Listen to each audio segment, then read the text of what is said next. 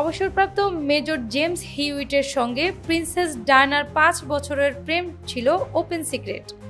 সম্প্রতি সেই James Hewitt এক সাক্ষাৎকারে ডায়না সম্পর্কে এমন কিছু তথ্য ফাঁস করলেন যা বিশ্ব আগে জানত না।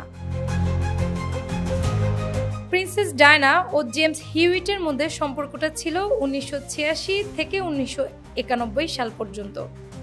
হিউইটের কাছে ঘোড়া চালানোর প্রশিক্ষণ নিতেন ডায়না, সেই থেকেই প্রেম।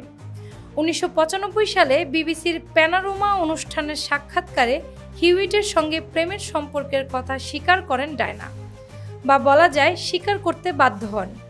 আর এই সম্পর্কের বিস্তারিত উঠে আসে ১৯৯৪ সালে প্রকাশিত ব্রিটিশ লেখক অ্যানা প্যাস্টারনাকের প্রিন্সেস ইন লাভ বইয়ে।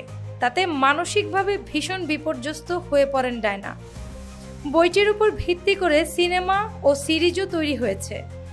যা হোক, সে সময় এমন গুজবও রটেছিল যে প্রিন্স হ্যারির বাবা নাকি এই জেমস হিউইট, যা পরবর্তী সময়ে মিথ্যা প্রমাণিত হয়েছে।